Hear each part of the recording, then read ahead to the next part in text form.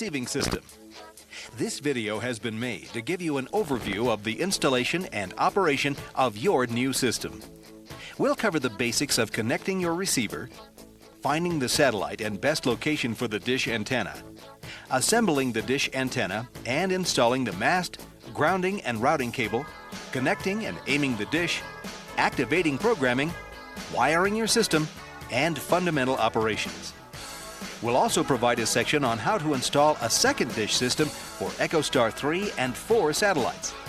That will be covered later on. By carefully following the directions provided in this video, along with the detailed instructions in your installation guide, you'll see that connecting to the dish receiving system isn't really all that difficult.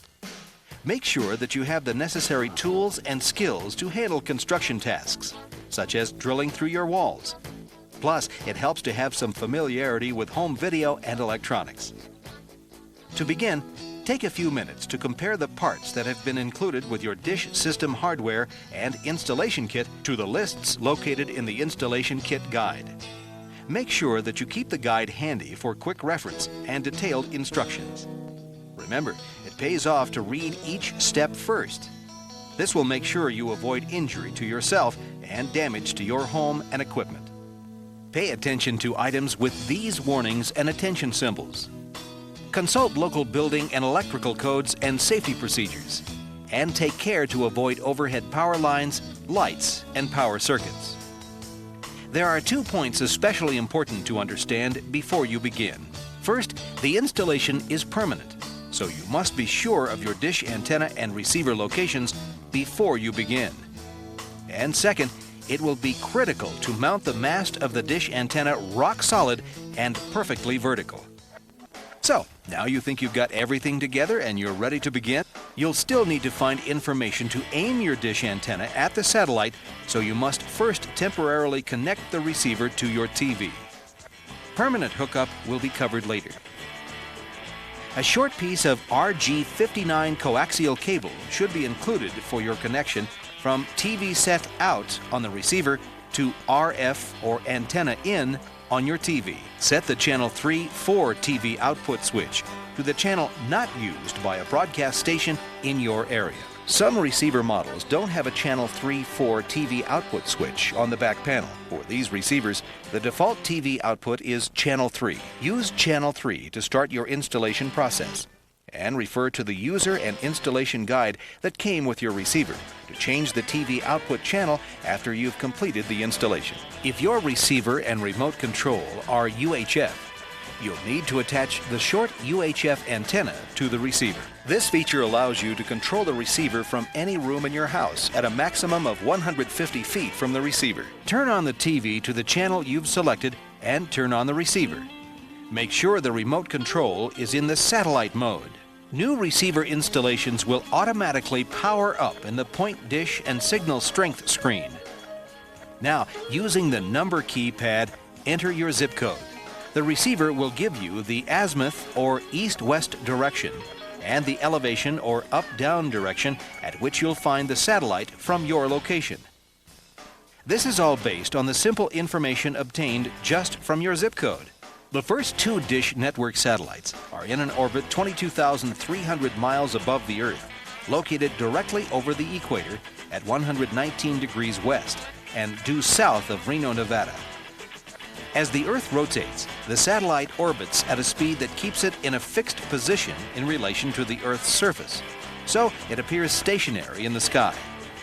That means that no matter where you are in the continental U.S., the satellite will be found in the southern sky. Finding the exact location of the satellite for your area is defined by the azimuth and elevation numbers given to you when you enter your zip code via your remote. If you've entered your zip code and get question marks, try entering the zip code of a major city near you. It's a precise east to west position, or azimuth, and up-down position, or elevation, depending on your specific location. For example, if you're east of Reno, the satellite is to the southwest. If you're west of Reno, then it is to the southeast. If you're in the northern part of the country, the satellite will be in the lower part of the sky. which also means that if you live in the southern part of the U.S., it will be higher. To find the azimuth or east-west direction, hold the compass that has been included in your installation kit level. The needle will point north. Turn the compass so that the N lines up with the needle. Due south is 180 degrees, east is 90 degrees, west is 270 degrees. You may want to place a stick pointing in the correct direction. To find the satellite's elevation, identify the straight out level as 0 degrees and straight up vertical is 90 degrees. For our example, 42 degrees is about halfway up. If your elevation is correct, you will easily find the satellite. Now you're almost ready to start setting up the antenna. First, you need to find a sturdy location that gives an unobstructed line of sight to the satellite. Keep in mind that foliage, trees, overhangs, and other buildings will obstruct the signal. During fall and winter months, it may look like you have a clear signal path, but spring and summer growth will cause obstruction. You should also try to find a place with reasonable access so that you can reach it in case the signal is interrupted by snow, so that it can easily be swept off. And since you only know in general where the satellite is, you'll want a spot that allows room to refine your aim both east-west and up-down. You can mount the dish antenna to any firm, solid surface, such as the side of your house, your roof or chimney. With wood siding, you should mount it in a stud. You can also install it on a pole. Avoid putting it where it can be bumped or blocked. Don't mount it to mortar between bricks or cinder blocks. Don't mount it to stucco, imitation masonry, or particle board, unless it can be anchored to a stud. Never mount it to vinyl or aluminum siding, even if a stud is underneath, because it may deform or break the siding. And don't mount it directly, above or downwind of a chimney, furnace vent, or near power lines. The dish antenna should be mounted as close to the receiver as possible. They should be no more than 100 feet apart. The coax cable provided with the installation kit will let you run 75 feet between the dish antenna and the grounding block or switch, and another 25 feet from that point to the receiver inside the house.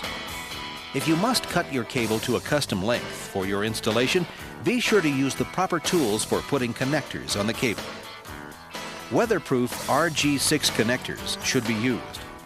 Also, use only an RG6 cable, cutter, stripper, and hex crimping tool to ensure a problem-free connection. Follow all directions that come with the tools and materials.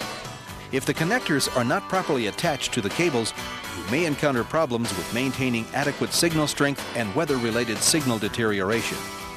Be aware that the limited warranty does not cover faulty connectors. Be sure to plan your cable run as to where it will enter the house and where the grounding block and the receiver will be. It will also help simplify the installation if the receiver is near an outside wall and within 25 feet of a phone jack. It's time to mount the mast. The single most important factor in mounting the foot and the mast is that it must be on an absolutely stable surface and completely vertical. To mount the foot, first mark and drill a hole for the top center bolt, making sure you go into the stud in the wall. Screw the foot into place using a lag bolt. If you're mounting the foot vertically, square it up. Using a level, take 2 different position readings to make sure the mast is perfectly vertical. If the mast is not vertical, when you go to pan the dish antenna east and west, its elevation will change and you won't be able to find the satellite. When the foot is square and the mast vertical, mark the other mounting holes, remove the foot, and drill the remaining holes. Remount the foot to the location on your house and tighten it down. For mounting to other surfaces, the basic approach remains the same. However, each surface requires special considerations and hardware.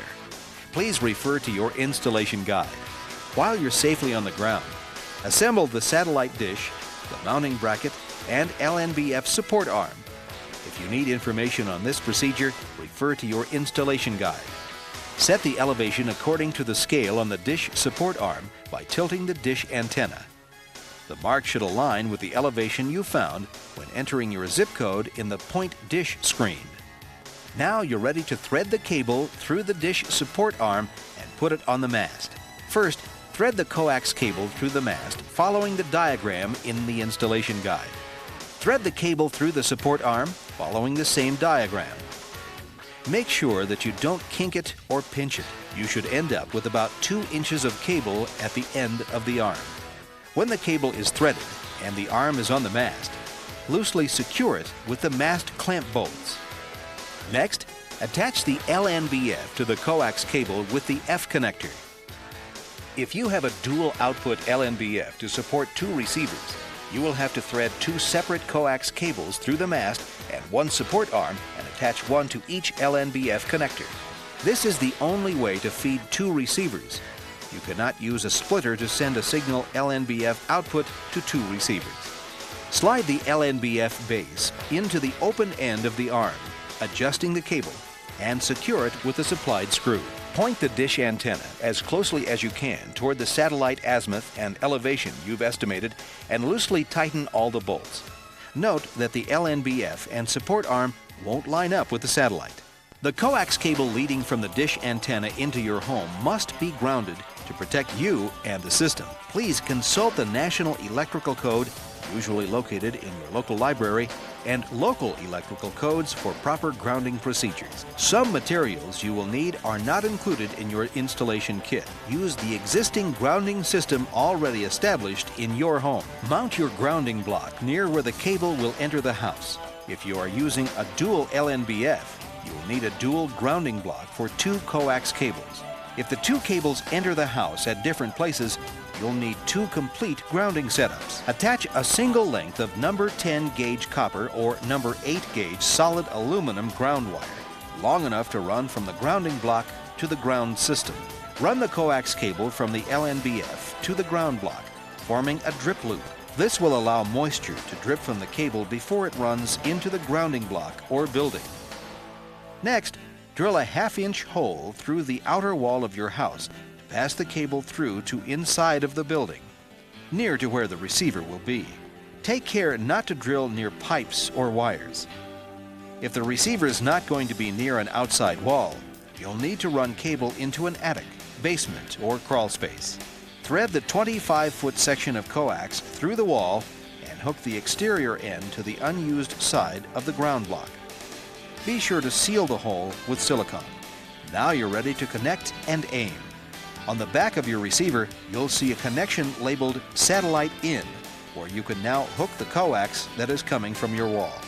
Your system should already be on the point dish screen, with the signal strength bar at the bottom of the screen telling you when you've aimed the dish antenna at the satellite for the strongest signal. If possible, have the TV and receiver within view of the dish. Otherwise, use an assistant, or turn the TV volume up. As signal strength increases, the audio tone will change in pitch. The signal strength bar will begin showing red and will say that it is unlocked. You will need to fine-tune the antenna position to lock into the strongest signal possible. First, if you set the elevation correctly when assembling the support arm and dish, and your mast is absolutely vertical, then you need to move the dish antenna east and west to find the satellite. Move the dish slowly, just a few degrees at a time, first in one direction and then the other. If you aim at any satellite other than the dish network, the signal strength bar may move, but it will remain red. You'll know you've connected with the dish satellite signal when the bar turns green and the word locked appears. Tweak the position of the antenna until you get the strongest signal possible. Increasing the signal strength will not result in a better picture, but will help you maintain the best picture during bad weather. Once you've achieved maximum signal strength, tighten the dish antenna so it cannot be moved. When leaving the point dish and signal strength screen, you will be prompted to verify. The dish is pointed and locked into position. Select Yes, and important information will be downloaded into your receiver. So, now you've got it all connected. You've got the signal strength and everything's in place. Now you need to get the programming turned on. It's as easy as 1-800-333-DISH. A customer service representative will ask you for your receiver number and smart card number, which you can find by going through the menus to System Info. Take your choice of several channel packages at various price levels. You can also order accessories and other services, such as our printed program guide. The RF connection you made between the receiver and your TV is the simplest way to watch the Dish Network with good quality picture and mono sound. If you connect a cable TV box or broadcast TV antenna to the receiver, you must use the RF or VHF connections for the cable or local broadcast television signal input and output. This is true even if you use the RCA or S-video connections from the receiver to gain quality in picture and sound. And we of course recommend you wire your system for the highest quality in audio and video. To do this, review the outputs and inputs on all components and choose the appropriate wiring setup from your installation guide. Do you remember our previous reference to placing your receiver within 25 feet of a phone jack? The phone line you'll need is to connect to the back of your receiver to use pay-per-view. The Dish Network system is menu-driven to make it easy for you. The program guide gives you a complete listing of every show on every channel, including channels you haven't subscribed to, which will be highlighted in red. Up and down arrows move you through the channels, while left and right arrows move you through time periods. You can pick your program by highlighting and pushing Select on the remote. Once you've chosen the show, the program banner at the top of the screen gives you the channel, title, and time. Push Info and you can find out details on the program. You can also select shows and change channels by punching in channel numbers or by using the up-down keys on the remote or front panel of the receiver. Push Browse on the remote. Use your up-down arrows and you'll be able to get program details on programs at the bottom of your screen without interrupting the program that's on. You can then go to one of these shows by hitting Select when the Browse banner is visible. From the main menu, you can also check out the program guide according to theme, or you can set up favorite lists for every member of your family. Keep in mind, however, that not all features, such as themes and favorites, are available on all receiver models. You also have access to parental locks, so that you can block programming by rating codes or specific channels, depending on your receiver model. You can also lock out the operation of the entire front panel of the receiver, as well as set and change passwords that will let you bypass the locks. To make locks functional, you must lock the system first. You are now successfully installed and ready to begin your television viewing with the best entertainment that the Dish Network has to offer. You now know the basics of connecting the receiver, finding the satellite, assembling and installing the antenna, grounding and routing the cable, connecting and aiming the dish, activating your programming, and basic operations. Think you're a pro now? Well, if you're installing for a second dish, keep the tape rolling. You'll see that the basics are the same, but there are a few changes. And we want to make sure that you know how to properly install in order to receive more great programs from our other dish satellites.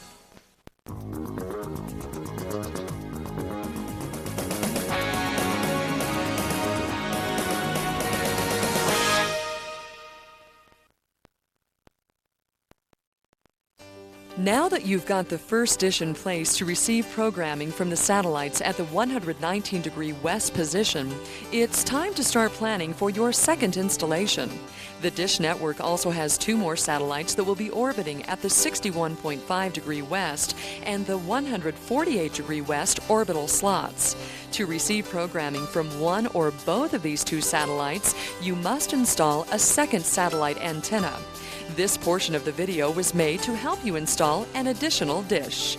To begin, we offer several versions of a multi-dish kit that has been customized to your individual Dish Network system. During the installation, you should refer to the section for your kit in the multi-dish installation guide to ensure a proper setup. You'll notice there are differences in the multi-dish switches required for your installation.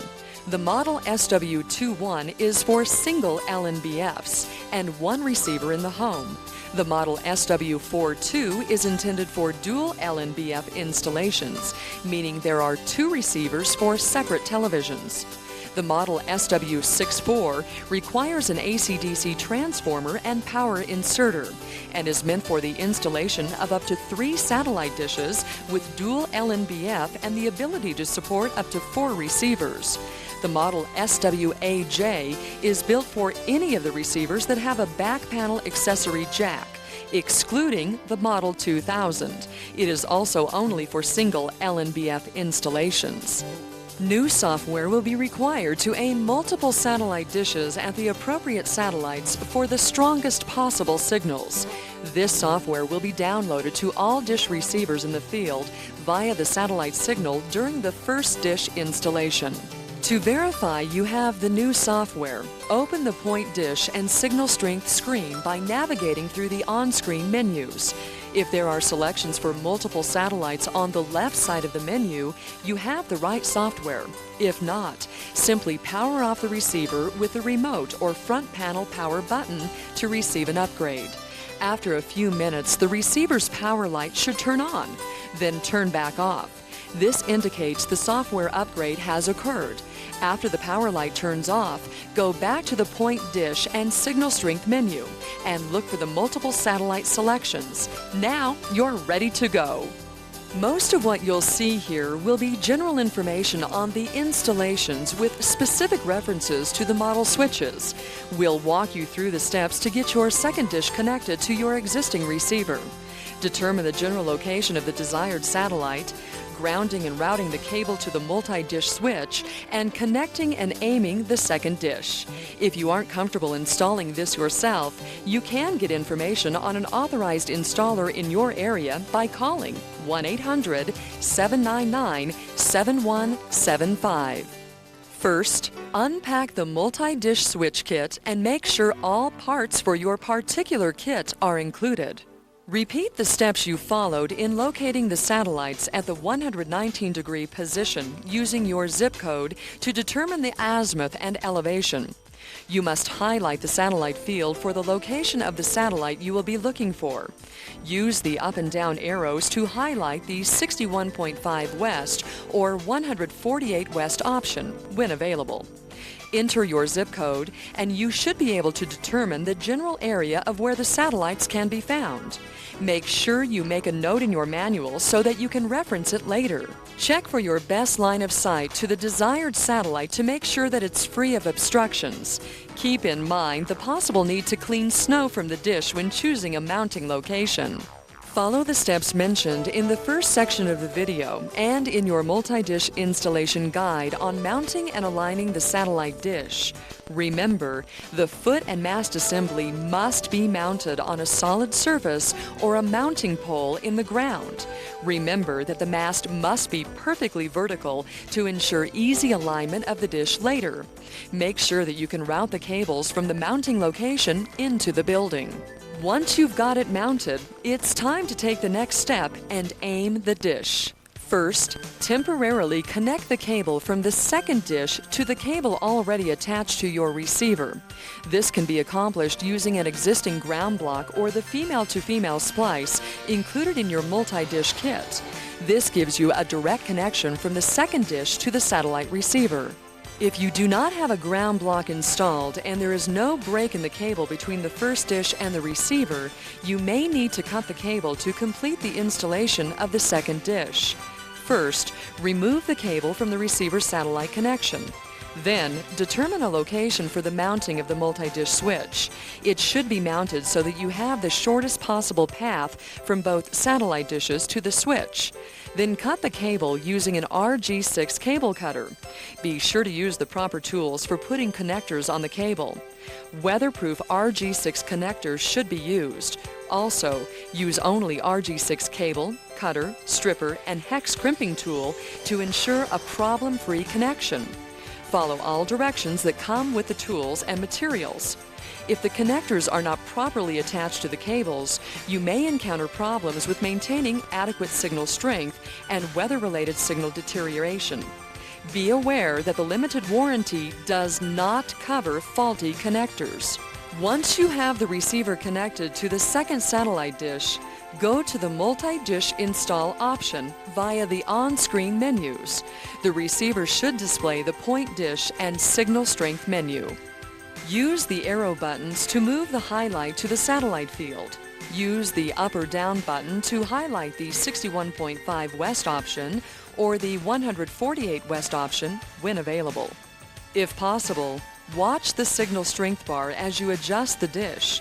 You can also use a partner to watch the TV screen, or you can listen to the signal tones from the receiver to help you aim the dish at the correct satellite. If the signal strength bar is red and displays "not locked," you may be aiming the dish at the satellite, but without a strong enough signal for a picture. The signal tone will beep. If it is red and displays "wrong satellite found," you may be aiming the dish at a satellite different from the one you've selected on the satellite field. If it turns green and displays the word "locked," you're aiming at the correct satellite and should have a strong enough signal for a picture. The strength may vary, and it is not necessary for it to be 100%. The signal tone will be steady. It will rise in tone as the signal gets stronger and lowers as the signal strength drops. Loosen the mast clamp bolts just enough to be able to move the support bracket. Slowly move the dish from side to side until you find the strongest signal. Tighten the mast clamp bolts just enough so the dish cannot be moved from side to side. Loosen the elevation bolts and pivot bolt just enough to be able to move the support bracket.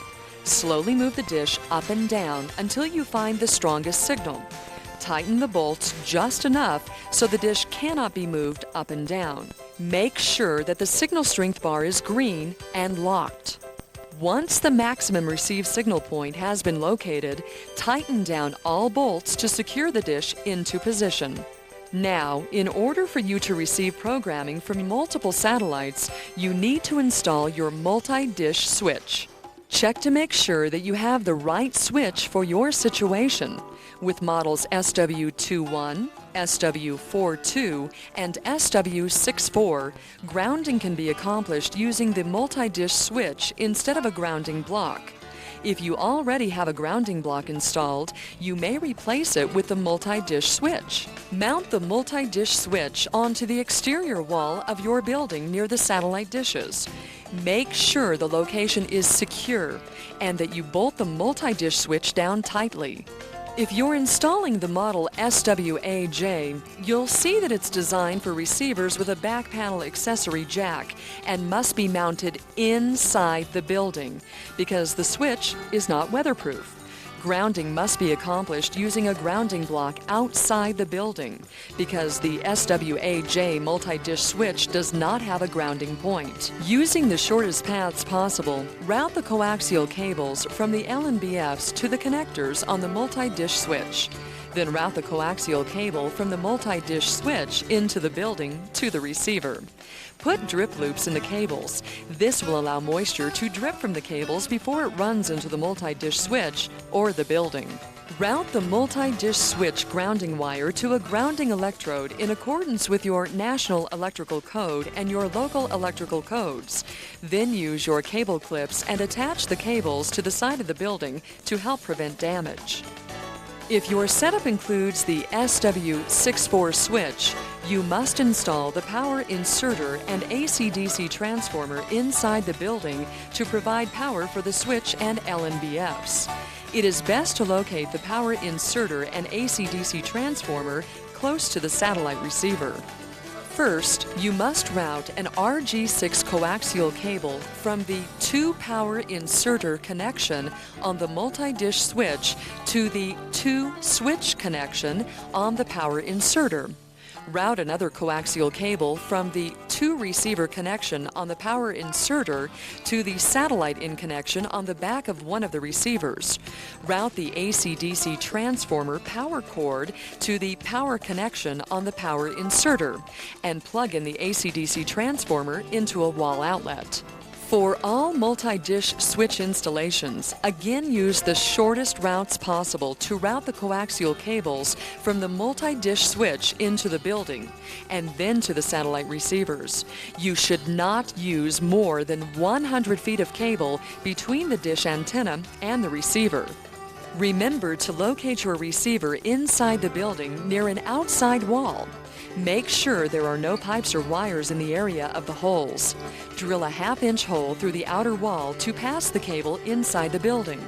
If a receiver is located in an anterior room, route the cable through the outside wall and into an attic, basement, or crawl space to reach the receiver. If you still have questions on the basic installation, refer to Part 1 of this installation video and we'll take it step by step. In your multi-dish installation guide, we've included diagrams for the basic wiring that fits your model multi-dish switch and the number of receivers you will have in your home. The model SW21 is for single LNBFs and one receiver in the home. It is mounted outside and requires 2 dish connections, and a single cable must be run into the building for connection to the receiver. The model SW42 is intended for dual LNBF installations, meaning there are 2 receivers for separate televisions. It is mounted outside and requires 4 dish connections, 2 from each LNBF, and 2 cables must be run into the building for connection to each receiver. The model SW64 requires an AC-DC transformer and power inserter and is meant for the installation of up to 3 satellite dishes with dual LNBF and the ability to handle up to 4 receivers. It is mounted outside and requires up to 6 dish connections and up to 4 receiver connections. Depending on your installation, as many as 4 cables must be run into the building for connection to each receiver. The model SWAJ is built for any of the receivers that have a back panel accessory jack, excluding the Model 2000. It is also only for single LNBF installations and must be installed inside the building. It requires 2 dish connections, 1 receiver connection, and an accessory jack connection. Also, both cables from the satellite dishes must be run into the building. Once you've aimed the dishes at the appropriate satellites, you must check the switch setup.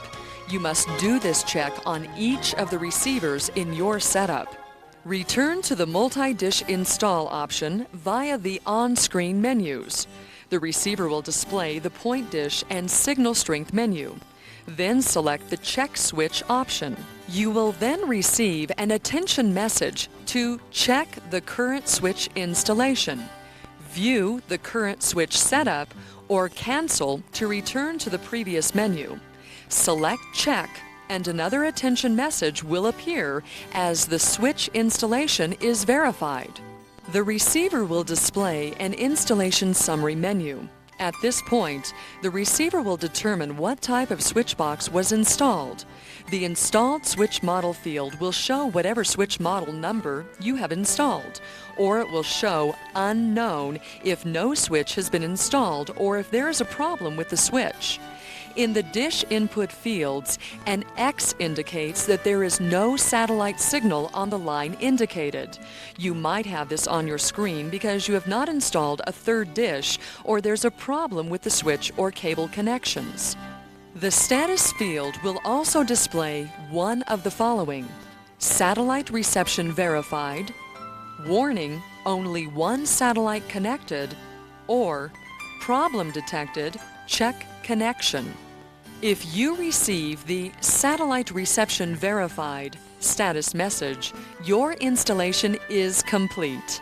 If you receive the problem detected check connection status message and the switch type is unknown, first check the connection from the switch to the receiver, then retest the switch. If you receive the warning, only 1 satellite connected status message, first check the connection from both satellite dishes to the switch, then retest the switch. Remember, if the dish input fields show an X, it is an indication that there is no satellite signal on the line indicated. You might have this on your screen because you have not installed a third dish, or there's a problem with the switch or cable connections.